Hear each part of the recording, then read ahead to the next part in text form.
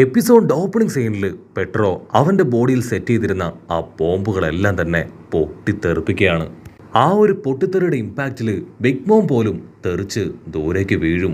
ക്യാരറ്റും നമ്മുടെ ആൾക്കാരെല്ലാവരും പെട്രോയെ തന്നെ നോക്കി നിൽക്കുകയാണ്. അവർക്ക് 100% ഉറപ്പുണ്ട് ഇത്രയും വലിയൊരു പൊട്ടിത്തെറിയിൽ നിന്ന് പെട്രോയ്ക്ക് രക്ഷപ്പെടാനാവില്ല. മാത്രമല്ല ലക്ഷ്യം ആ പരസ്പരയെ കൊല്ലുക എന്നതായിരുന്നു. അവൻ തീർച്ചയായിട്ടും അവനെ കൊന്നിട്ടുണ്ടാവും. പരസ്പരം തകർന്നു പോയതുകൊണ്ട് തന്നെ അവൻ കപ്പലിൽ ലോക്ക് ചെയ്തിരുന്ന ആ ജെല്ലി അതങ്ങനെ മെൽറ്റായി ഇല്ലാതാവും. അതുപോലെ തന്നെ ബ്രൂക്കിനെയും ചോപ്പറിനെയും ഫേസ് ചെയ്ത് വെച്ചിരുന്ന ആ ഒരു ജെല്ലിയും പതിയെ പതിയെ മെൽറ്റായി അവരും ഇപ്പൊ സ്വതന്ത്രരാവുകയാണ്. പക്ഷേ അവർക്കിപ്പോ പെട്രോയെ നഷ്ടപ്പെട്ടു. ഇതൊരു സങ്കട സീനാണ്. എല്ലാവരും വിഷമത്തില് പെട്രോയെ നോക്കി നിൽക്കും. ക്യാരറ്റിനാണെങ്കിൽ അത് സഹിക്കാനാവില്ല. ജിംബയാണെങ്കിൽ ഫുൾ കലിപ്പില് അങ്ങനെ പല്ല് കടിച്ചു നിൽക്കും. ആൾക്കാണെങ്കിൽ അത് സഹിക്കാനാവില്ല. ഇവിടെ ക്യാരറ്റ് ആണെങ്കിൽ പെട്രോയുടെ അടുത്തേക്ക് ഓടുകയാണ്. അത് കണ്ട് നാമി അവളെ പിടിച്ചു വെച്ച് പറയും, നീ എവിടേക്ക് പോയിട്ട് യാതൊരു കാര്യമില്ല. പെട്രോ അദ്ദേഹം നമ്മളെ വിട്ടു പോയി. ഇവിടെ ലൂഫി ആണെങ്കിൽ നിലവിളിച്ചു പറയും, ഇനി ഒന്നും നോക്കാനില്ല, ഇത്രയും വേഗം നമുക്ക് ഇവിടുന്ന് കപ്പലെടുത്ത് പോകണം. പെട്രോയുടെ പരിശ്രമവും അവന്റെ ജീവത്യാഗവും വെറുതെ ആവാൻ പാടില്ല. ലൂഫി ആണെങ്കിൽ സ്ട്രെയിറ്റ് ആയിട്ട് കട്ടക്കുറിയായിട്ട് ഫൈറ്റ് ചെയ്യാൻ അവന്റെ നേർക്ക് വരും. അപ്പോഴായിരിക്കും അവർക്കൊരു സർപ്രൈസ് കൊടുത്തുകൊണ്ട് ക്യാരറ്റ് ആ വില്ലനെ അറ്റാക്ക് ചെയ്യാനായിട്ട് അവളുടെ സ്ക്വാഡുമായിട്ട് പാഞ്ഞു വരിക. അപ്പൊ അവിടുന്ന് അങ്ങനെ സൂം ഔട്ട് ചെയ്ത് ക്യാരറ്റിന്റെ ഒരു ഫ്ലാഷ് ബാക്ക് കാണിക്കും. ചെറുപ്പം മുതലേ പാടൊക്കെ ഉപയോഗിച്ച് ക്യാരറ്റിനെ ഫൈറ്റ് ചെയ്യാൻ ട്രെയിനിങ് കൊടുത്തത് സാക്ഷാൽ സിസിലിയനാണ്. സിസിലിയൻ ആണെങ്കിൽ വമ്പ ഫോഴ്സിൽ വളരെ പവർഫുള്ളായി അവളെ അറ്റാക്ക് ചെയ്യും. അത് കണ്ട് പെട്രോ പറയും, സിസിലിയൻ നീ എന്തായി ചെയ്യണേ? അവളൊരു ചെറിയ പെൺകുട്ടിയാണ്. അവൾക്ക് കറക്റ്റായിട്ട് സ്ക്വാഡ് പിടിക്കാൻ പോലും അറിയില്ല. അങ്ങനെ ഒരു കുട്ടിക്ക് നീ ഒരു കാരണവശാലും ഇത്രയും ഡീപ്പും ഹാർഡറുമായിട്ട് ട്രെയിനിങ് കൊടുക്കരുത്. അതിന് സിസിലിയൻ പറയും, എനിക്കറിയാം ഇവളുടെ ഉള്ളിൽ നല്ല പവർഫുള്ളായ ഒരു ഫൈറ്റർ ഉണ്ടെന്ന്. തീർച്ചയായിട്ടും ഇവളെ ഞാൻ നല്ലൊരു ഫൈറ്ററാക്കി മാറ്റുമെന്ന് പറഞ്ഞ് നിർത്താതെ ഫൈറ്റ് ചെയ്യും. പെട്രോ ആണെങ്കിൽ തീർത്ത് പറയും, നിങ്ങൾ ആവശ്യമില്ലാതെ അവൾ ടോർച്ചർ ചെയ്യാണ്. അവളുടെ യഥാർത്ഥ കഴിവ് അതെന്താണെന്ന് കണ്ടെത്തി വേണം ട്രെയിനിങ് കൊടുക്കാനായിട്ട്. മാത്രമല്ല ദ സ്റ്റാർട്ടിംഗ് ടൈം ഇത്രയും ഹാർഷായിട്ട് ട്രെയിനിങ് കൊടുക്കാൻ പാടില്ല. ക്യാരറ്റ് നിനക്ക് ഓക്കെ ആണെങ്കിൽ നിനക്ക് വേണ്ടുന്ന ട്രെയിനിങ് അത് ഞാൻ തരാമെന്ന് പെട്രോ പറയും. ക്യാരറ്റിനാണെങ്കിൽ കുറച്ചൊന്നും ചിന്തിക്കാനുണ്ടായിരുന്നില്ല. അവൾ അപ്പം തന്നെ ഇതിനോക്കെ പറഞ്ഞ് പെട്രോയുടെ അടുത്തേക്ക് വരും. പെട്രോ ആദ്യം അവൾക്ക് ഗിഫ്റ്റ് ആയിട്ട് ഒരു ഗ്ലൗ കൊടുക്കുകയാണ്. ആ ഗ്ലൗവില് ഷാർപ്പായിട്ടുള്ള ഒക്കെ അവൻ സെറ്റ് ചെയ്തിട്ടുണ്ട്. അവൾക്കാണെങ്കിൽ അത് കാണുമ്പോൾ ഭയങ്കര അതിശയമൊക്കെ തോന്നും. അവൾ സന്തോഷത്തില് അത് വാങ്ങി കയ്യിലിടും. ആ ഒരു ഗ്ലൗവിന് ഒരുപാട് സ്പെഷ്യാലിറ്റീസ് ഉണ്ട്. ഇലക്ട്രിക് പവറൊക്കെ അതിന് പ്രൊഡ്യൂസ് ചെയ്യാൻ കഴിയും. സോ അവളുടെ പവറും ഇലക്ട്രിക് പവറൊക്കെ കമ്പൈൻ ചെയ്ത് അവൾ പെട്രോ ആയിട്ട് ഫൈറ്റ് ചെയ്യാണ്. മാത്രമല്ല ആ ഗ്ലൗ ഉപയോഗിച്ച് അവൾക്ക് ഫ്ലൈ ചെയ്യാൻ പറ്റും. അവളുടെ ഫൈറ്റ് ആണെങ്കിൽ വേറെ ലെവലിലേക്ക് മാറി. പെട്രോയ്ക്ക് പോലും അവളുടെ മുൻപിൽ പിടിച്ചു നിൽക്കാനാവില്ല. ക്യാരറ്റിന് പോലും അവളുടെ ഉള്ളിൽ ഇത്രയും പവറുള്ള കാര്യം അറിയില്ലായിരുന്നു. അവളാണെങ്കിൽ പെട്രോയ്ക്ക് ഒരുപാട് നന്ദി പറയും. അതിന് പെട്രോ ആണെങ്കിൽ ഓൾറെഡി റോജർ ആള് പറഞ്ഞ കാര്യം അവളോട് പറയാണ്, നിനക്ക് ഒരു കറക്റ്റ് സമയം വരും. സമയത്ത് നിനക്ക് ചെയ്യാൻ കഴിയുന്നത് നീ ചെയ്യണം.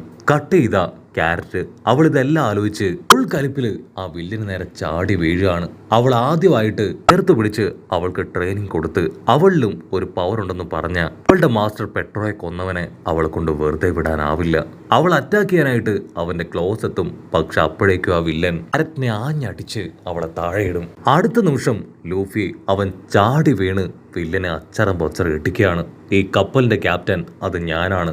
എന്റെ ടീമിലുള്ള ഒരാളുടെ ദേഹത്ത് കൈവച്ച നിന്നെ ഒരു കാരണവശാലും ഞാൻ വെറുതെ വിടില്ല എന്ന് പറഞ്ഞ് ആ ഡാർക്ക് പവർ ഉപയോഗിച്ച് വമ്പ ഫോഴ്സിൽ ആ വില്ലനെ അങ്ങനെ ലോക്ക് ചെയ്ത് പിടിക്കും. അവിടുന്ന് അങ്ങനെ ബ്ലാക്ക് ഔട്ട് ചെയ്ത നാമി ആണെങ്കിൽ ഇപ്പൊ കപ്പലിന് പോകാനുള്ള ഡയറക്ഷൻ അതൊക്കെ സെറ്റ് ചെയ്ത് ആ കോള അത് റിലീസ് ചെയ്ത് ഫ്ലൈ ചെയ്യാൻ തയ്യാറായി കഴിഞ്ഞു. കട്ട് ചെയ്ത ആ ബീഡി പെണ്ണിനെ കാണിക്കും. അവളാണെങ്കിൽ എല്ലാ കപ്പലുകളിലേക്കും ഇൻഫർമേഷൻ പാസ് ചെയ്യാണ്. ഒരു കാരണവശാലും ലൂഫിയൻ ടീം ഇവിടുന്ന് രക്ഷപ്പെട്ടു പോകാൻ പാടില്ല. അവരെ അറ്റാക്ക് ചെയ്ത് അവരോട് കൂടെ അവരെ നശിപ്പിക്കണം. അത് കേൾക്കേണ്ട താമസം എല്ലാവരും സണ്ണി കപ്പലിനെ വളഞ്ഞ് അച്ചറം പൊച്ചറം ഷൂട്ട് ചെയ്യും. ബ്രൂക്കും ചോപ്പറും ആണെങ്കിൽ അവരുടെ സബ്മറിയൻ അത് കപ്പലിനോട് ചേർത്ത് വലിച്ചു കെട്ടുകയാണ്. അപ്പൊ അവർ കാണും അവരുടെ തൊട്ടടുത്ത് ആ ബിഗ് മോം. അവളെ കണ്ട് അവർ രണ്ടുപേരും നിലവിളിക്കും. നാമി ആണെങ്കിൽ എയിം ചെയ്ത് കപ്പൽ അങ്ങനെ മുൻപോട്ടേക്ക് കുതിപ്പിക്കാൻ തയ്യാറാവും.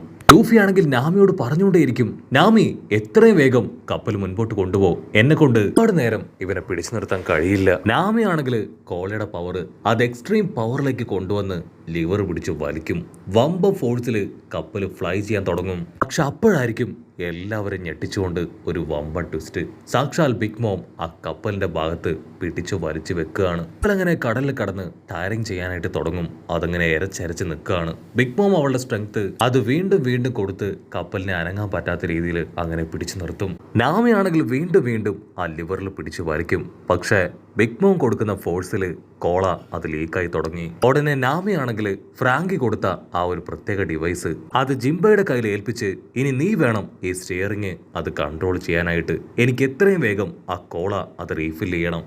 സോ നീ വേണം ഇത് കറക്റ്റായിട്ട് ഹാൻഡിൽ ചെയ്യാൻ. എല്ലാ ഇൻസ്ട്രക്ഷൻസും ഫ്രാങ്കി ഇതിൽ റെക്കോർഡ് ചെയ്തിട്ടുണ്ട്. സോ ഇതുപയോഗിച്ചാൽ നിനക്കെല്ലാം മനസ്സിലാവുമെന്ന് പറഞ്ഞ് അവളാണെങ്കിൽ നൈസായിട്ട് ഇപ്പൊ കോള ഫില്ല് ചെയ്യാൻ താഴേക്ക് പോവാണ്. നാമി ആണെങ്കിൽ അണ്ടർഗ്രൗണ്ടിലേക്ക് വന്ന് അവിടെ ചെക്ക് ചെയ്യും. അവിടെയാണെങ്കിൽ ആ കോള ബാരൽസ് അത് മറിഞ്ഞു കിടക്കുകയാണ്. ബാരൽസിന് കുഴപ്പമൊന്നുമില്ല. സോ എത്രയും വേഗം റീഫിൽ ചെയ്ത് വീണ്ടും ബൂസ്റ്റ് എനേബിൾ ചെയ്യണമെന്ന് പറഞ്ഞ് ാണെങ്കിൽ അതിൽ റീഫിൽ ചെയ്യാനുള്ള കാര്യങ്ങൾ ചെയ്യും. അതേസമയം ബ്രൂക്കും ചോപ്പറും അവര് കപ്പലിന് നേരെ വരുന്ന ബുള്ളറ്റ്സ് അത് അവരുടെ കൈയും നഖവും സ്ക്വാഡൊക്കെ ഉപയോഗിച്ച് തിരികെ അവർക്ക് നേരെ തന്നെ തെറിപ്പിച്ചു വിടും. ഇവിടെ നാമിയാണെങ്കിൽ മിനിറ്റുകൾ കൊണ്ട് കോള ആ ബാരലിൽ ഫില്ല് ചെയ്യും. ജിംബൈ അവൻ ആ റെക്കോർഡിങ്സ് മുഴുവൻ കേട്ട് അതിലെ ഇൻസ്ട്രക്ഷൻസ് പ്രകാരം ലിവർ പിടിച്ച് മുൻപിലേക്ക് തട്ടി ആ ഒരു കോളയുടെ ഫോഴ്സ് അത് കൂട്ടുകയാണ്. പക്ഷെ അവരെന്തൊക്കെ ചെയ്തിട്ടും കാര്യമില്ല. ബിഗ് മോം അവൾ അലമുറയിട്ട് ഇപ്പോൾ കപ്പലിന്റെ ഓരോ ഭാഗമായിട്ട് കടിച്ച് തിന്നാൻ തുടങ്ങും. ലൂഫിക്കാണെങ്കിൽ അത് കണ്ട് ടെൻഷനാവും. ഓ നോ, നീ കേക്കെന്ന് കരുതി എന്റെ കപ്പലാണോ കടിച്ചു മുറിച്ച് തിന്നണേ? കപ്പലിൽ തൊട്ടു പോകരുത്. കപ്പലിന് എന്തെങ്കിലും സംഭവിച്ചാൽ എന്റെ വിധം മാറുന്നു പറയും. ഇവിടെ ആ വില്ലനാണെങ്കിൽ കാര്യമായിട്ട് അവന്റെ ഫ്യൂച്ചർ ആലോചിക്കും. എങ്ങനെ അവൻ അവിടുന്ന് രക്ഷപ്പെടാൻ പറ്റുമെന്ന്. അപ്പോഴായിരിക്കും അവൻ മിറർ ഡയമെൻഷനിലൂടെ പുറത്തേക്ക് വരുന്ന ബ്രൂലിയെ കാണുക. വേറൊരു ഭാഗത്ത് നമ്മുടെ നാമി അവൾ ഇപ്പോഴും പെട്രോയെ കുറിച്ച് ആലോചിച്ച് ക്യാരറ്റിന്റെ അടുത്തേക്ക് വരും. അതിനുശേഷം അവളെ ആശ്വസിപ്പിക്കും. അപ്പോഴായിരിക്കും എല്ലാവരെയും ഞെട്ടിച്ചുകൊണ്ട് ലോങ് ഷോട്ടിലായി ആ പരസ്പരോ. അവനാണെങ്കിൽ അവന്റെ ജീവൻ നഷ്ടപ്പെട്ടിട്ടില്ല. പക്ഷെ എന്താ, അവനൊരു കൈ അത് നഷ്ടപ്പെട്ടു.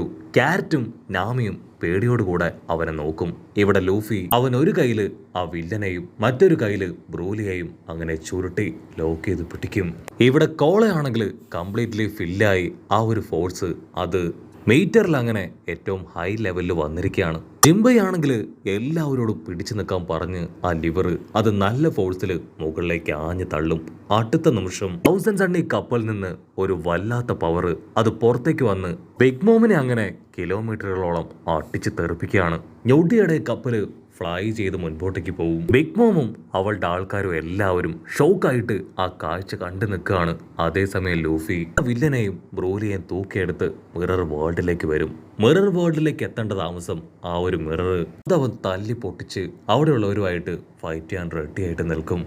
അടുത്ത നിമിഷം ലൂഫിയും ആ കട്ടകുറി വില്ലനും അവർ രണ്ടുപേരും ഫൈറ്റ് ചെയ്യാൻ അങ്ങനെ മുരച്ചു നിൽക്കും. അവർ പരസ്പരം വെല്ലുവിളിച്ചും ട്രിഗർ ചെയ്തും അങ്ങനെ ടു ഫേസ് നോക്കി നിൽക്കുന്നതോടു കൂടെ ഈ ഒരു എപ്പിസോഡും അവസാനിക്കുന്നു.